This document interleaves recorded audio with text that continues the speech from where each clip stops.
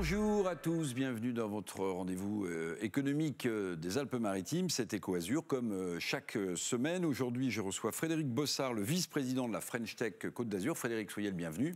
Bienvenue, merci. Alors, on va parler évidemment de French Tech, on va parler de start-up. Je voulais peut-être qu'on fasse, pour commencer, un petit bilan de 2020, mais surtout, vous avez lancé une initiative là. C'est une première, c'est le Café French Tech. De quoi il s'agit? Est-ce que vous allez renouveler l'expérience? Alors oui, l'idée de ce matin, vous avez eu le Café French Tech et chaque mois, nous allons en fait mettre ça en œuvre, permettant de donner en fait la parole déjà à la French Tech au niveau national et au niveau local pour les actions qui vont être développées, puis donner la parole aussi à nos startups si elles veulent avoir de la visibilité. Donc on va se réunir comme ça le lundi.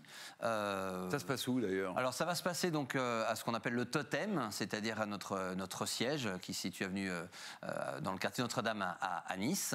Et donc on aura alors j'ai pas encore la date exacte parce que ça c'est tout nouveau, donc on a commencé ce matin, mais on va mettre ça en place avec Farid Raïs, qui nous a rejoint et qui est maintenant notre opératif dans la French Tech. Alors Frédéric Bossard, quand on parle de French Tech, on pense souvent aux startups numériques. Mais il n'y a pas que ça. Est-ce que dans cette année 2020, dont on va tirer le bilan juste après, vous avez repéré des fintechs, des startups financières ou d'autres startups qui méritent qu'on en parle là? Alors oui, ça c'est important. La French Tech, ce n'est pas uniquement que du numérique. Donc, et on insiste là-dessus parce que justement, il ne faut pas avoir cette barrière. La French Tech, c'est l'ensemble en fait des sociétés dites innovantes. Donc on peut être innovant dans différents domaines. Et là, on voit la fintech se développe. Donc là, c'est les startups financières, la fintech pour ceux qui n'ont pas l'habitude. Excusez-moi, oui, tout à fait. nos termes. Des startups dans le domaine de la biologie. On en a aussi sur Sophia Antipolis, sur Nice. Voilà, donc on élargit en fait notre spectre pour accueillir toutes les sociétés dans le domaine de l'innovation. Du Smart Deal, du Green Deal. Bien sûr. Tout ça. On ne va pas citer tous les mots-clés qu'on connaît, mais oui, l'idée, c'est de dire que tout type de société dite innovante qui démarre, qui est en levée de fonds, qui veut avoir un effet levier pour partir, on est là pour les aider. Et c'est ça le rôle de la French Tech. Alors, on va parler du bilan, ça je vous assure, 2020, et notamment de l'impact qu'a eu la crise sanitaire, économique et sociale sur le développement des startups dans les Alpes-Maritimes. Mais il y a quand même une nouveauté, il y a quand même une impulsion forte en 2021 pour la French Tech Côte d'Azur. C'est que les territoires se regroupent, se rassemblent, et ça va donner une évolution absolument incroyable à la French Tech Côte d'Azur. Alors ça, oui. Ça devrait. Ah, mais ça doit. Et ça le fait. Les 4 associations donc, du territoire. Donc on retrouve Cannes-Hub, bien évidemment, sur Cannes, Grâce avec le club des entrepreneurs, Télécom Valley, j'en suis le président, sur Sophia Antipolis, et puis Nice Startup sur Nice. Donc ces quatre associations sont regroupées dans la French Tech. On a travaillé des nouveaux statuts pour simplifier les statuts qui étaient assez complexes, on les a simplifiés. On s'est mis d'accord pas plus tard que la semaine dernière sur ces statuts. Et donc les grandes étapes sont la prochaine fois donc une assemblée générale qui aura lieu donc au mois de mars, qui va acter ces nouveaux statuts. Et au mois d'avril, Mais ça sert à quoi, Frédéric Bossard, de se regrouper? On est plus fort à 4. On est plus entendu par les pouvoirs publics. Ça sert à quoi? Déjà, ça sert à travailler ensemble, ce qui n'était pas obligatoirement une évidence à la base. Non, mais c'est vrai, il faut, voilà.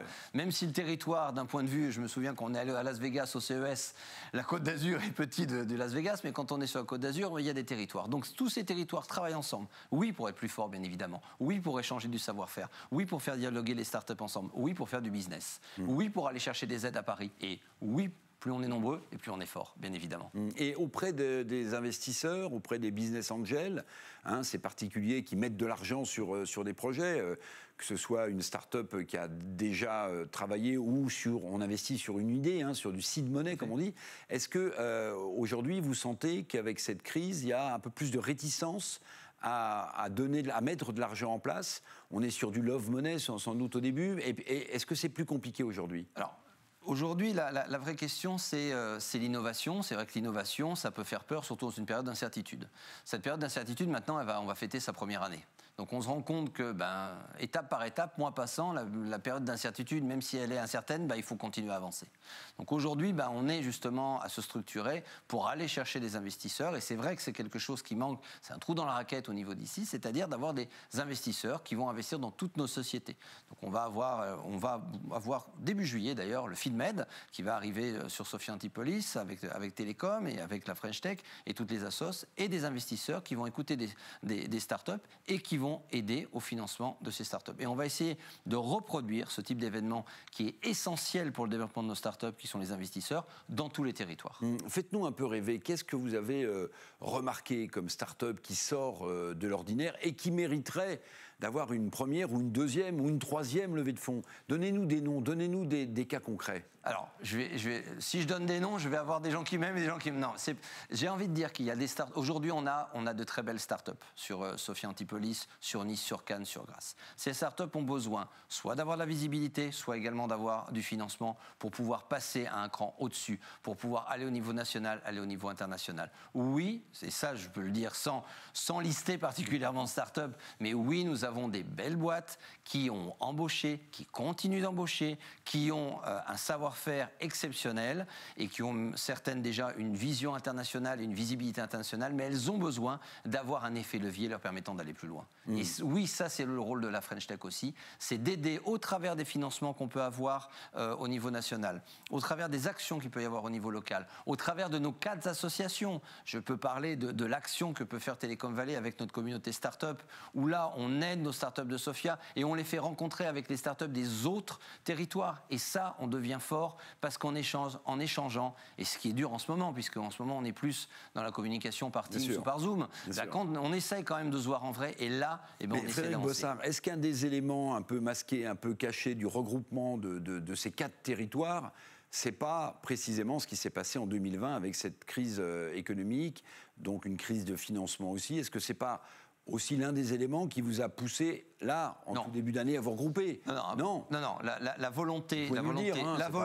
mais je suis là, mais aucun problème. Mais justement, la volonté de nos présidents de la French Tech et de l'ensemble des vice-présidents de la French Tech, c'est quoi? C'est justement de pouvoir travailler ensemble. Il est hors de question maintenant de travailler de manière, je dirais, chacun dans son silo. Nous devons travailler de manière transversale.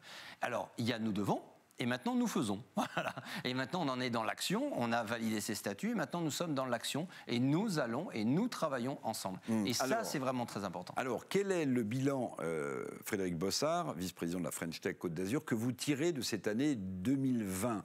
Il y a eu du bon, il y a eu du mauvais. Il y a des startups qui n'ont pas pu passer cette année. Comment ça s'est passé? Aujourd'hui, vous savez que paradoxalement, l'année 2020, c'est l'année où il y a eu le moins de dépôts de bilan. Parce que donc avec les aides, les PGE et ainsi de suite, et les pauses dans les charges, effectivement, beaucoup de sociétés n'ont pas déposé. Et je ne souhaite pas qu'elles déposent, justement, qu'elles souhaitent qu'elles repartent. Alors, le bilan aujourd'hui de l'année 2020, c'est nous avons continué l'ensemble de nos actions. Ça, c'est important. Nous avons continué le lien avec l'ensemble des startups. Nous avons fait des webinars. Nous avons échangé et nous avons essayé d'apporter les outils en fait qu'on nous mettait à disposition. Je me souviens de webinars qu'on a fait avec Télécom Valley sur quand les PGE ont été lancés, par exemple. Les prêts d'État garantis. Les prêts d'État garantis. Les fameux prêts garantis qui au début étaient, on avançait, on apprenait en avançant. Donc là maintenant, à un moment, on a fait intervenir au niveau de la préfecture. On avait fait intervenir tous les acteurs qui nous ont permis de passer l'information. Et on se retrouve aujourd'hui à avoir quand même un certain nombre de sociétés qui sont prêtes. Pour moi, certaines sont déjà reparties. D'autres qui étaient dans le médical ont explosé, bien évidemment. Et puis là, on se rend compte qu'il y a la réaccélération, même si aujourd'hui, on ne sait pas le confinement, non-confinement, mais on voit bien que le business repart parce qu'il doit repartir. Alors, sur la création d'entreprises, mais juste pour dépasser un peu le simple périmètre de la French Tech, je ne sais pas si vous avez vu ce chiffre de l'INSEE qui a dit, en France, l'an passé, on a créé 840 000 entreprises. Chiffre officiel de l'INSEE, 2500 agences immobilières via le digital, beaucoup aussi de chômeurs qui étaient en fin de droit, qui se sont dit tiens, le click and collect, je peux peut-être transporter le plat du restaurateur jusqu'au domicile du client. Est-ce que vous n'avez pas une crainte quand même que toutes ces entreprises créées, parfois comme auto-entrepreneurs, c'est-à-dire des petits chiffres d'affaires, et là on n'est pas spécialement dans le digital, que ces entreprises ne passent pas l'année en fait? Alors c'est plus large que les startups, ça, d'accord? Parce que là, on n'est pas obligatoirement dans l'innovation, mais dans le service pur et dur. Je pense en tout cas que ce que j'appelle l'ancienne vie, on ne reviendra pas à le monde d'avant. Le monde d'avant, je sais pas, oui, le monde d'avant. Alors, le monde d'après, pour l'instant, on n'a pas vu non plus. Je pense qu'on ne reviendra jamais au monde d'avant, parce qu'on a évolué. On a évolué par beaucoup de déplacements qui en fait n'avaient pas lieu de se faire parce qu'on pouvait simplement régler ça par une conf call. Donc je pense que le télétravail, qui était un grand frein. La digitalisation de beaucoup de secteurs. La digitalisation, et j'ai envie de dire la digitalisation de force aussi à un certain moment par rapport à de nombreux secteurs. Tout ça, ça a créé aussi des opportunités de business. Je ne pense pas que ces opportunités de business disparaissent. Par contre, oui, ça a enlevé des opportunités de business. Voilà. Donc il y a une évolution. Je pense que le Covid est un accélérateur de l'évolution économique et de l'évolution de nos pratiques par rapport au digital. Et ce qu'on appelle la transformation digitale, j'ai envie maintenant de dire que on n'en est plus à transformation, il faut se transformer de suite. Voilà. Que ce soit de la petite structure à la grande structure avec des outils. Alors, le concept de French Tech, il a été porté par un ministre des Finances qui s'appelait Emmanuel Macron, qui est le président de la République, qui allait au CES de Las Vegas, qui montrait ce que les Français étaient capables de faire. On dit souvent, Frédéric Bossard, qu'on a de très bons ingénieurs, on arrive assez facilement à réaliser des projets, même si c'est plus difficile de les financer, mais en revanche, on a beaucoup de mal à passer du stade d'une start-up qui marche bien à la fameuse licorne. Exactement. À la fameuse licorne, genre Blablacar. Pourquoi Parce que là aussi, c'est le problème de l'investissement. À quel moment on va aller chercher les investisseurs qui vont nous suivre? Je peux vous dire, moi, pour avoir fait 2 CES, que nous avions des halls entiers de start-up françaises remplis de publics étrangers qui venaient nous visiter, venaient rencontrer, venaient voir le matériel que l'on proposait. Donc on a un attrait. Aujourd'hui, la start-up française, avec cette marque French Tech et cet engouement French Tech, oui, il y a de la visibilité au niveau national. Ce qu'il faut, c'est que cette visibilité qu'on a, et donc arrive en France avec des investissements en France, mais pas qu'on exporte notre visibilité. Toute dernière question, est-ce que dans notre région, est-ce que dans les Alpes-Maritimes, on incube plus de start-up qu'ailleurs en France? Non, on n'incube pas plus de start-up. En tout cas, on a les outils. Je pense à l'incubateur Paquet, je pense aussi au village, je pense à différents outils. On a aussi à l'Alliance. On a en tout cas des lieux pour accueillir les start-up pour qu'elles se développent.